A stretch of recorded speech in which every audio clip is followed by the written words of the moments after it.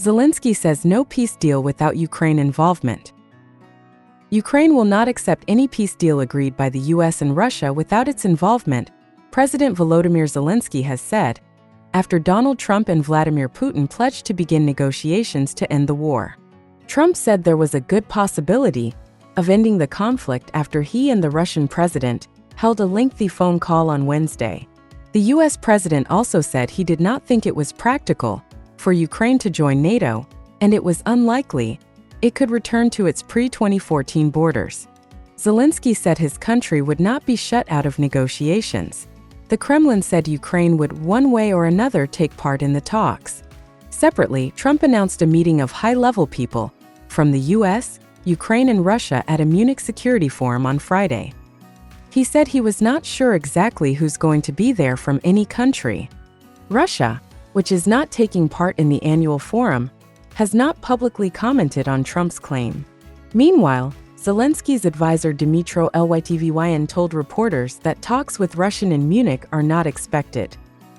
Speaking to reporters on Thursday, Zelensky, who also had an individual call with Trump on Wednesday, said, "We cannot accept it, as an independent country, any agreements made without us."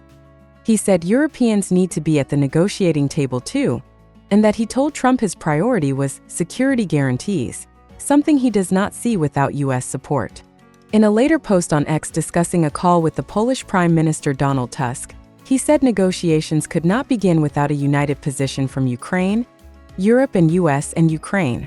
"I emphasize that Ukraine must negotiate from a position of strength, with strong and reliable security guarantees, and that NATO membership would be the most cost-effective for partners," he said.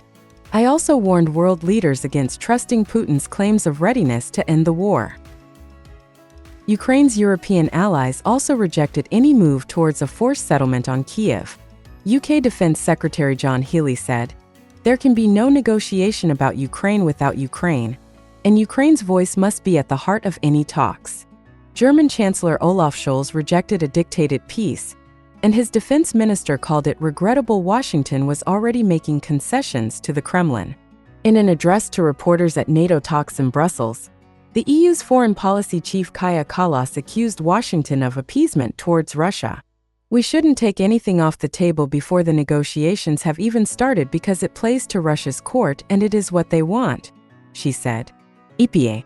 Donald Trump said he will likely meet with Vladimir Putin, and Trump, who made the first publicly acknowledged White House call with Putin since the 2022 Russian invasion of Ukraine, said he would meet with Putin in Saudi Arabia. Speaking to reporters on Wednesday in the Oval Office, he said Putin wants the war to end, and he expected a ceasefire soon. When asked if Ukraine was an equal member in the peace process, he added, "They have to make peace."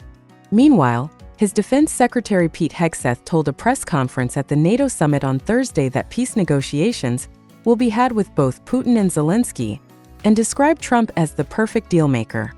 Hegseth, who on Wednesday said it was unrealistic to expect Ukraine to return to pre-2014 border and downplayed the prospect of Ukraine joining NATO, appeared to row back on his remarks, saying everything was on the table, and the conversations were being led by the president.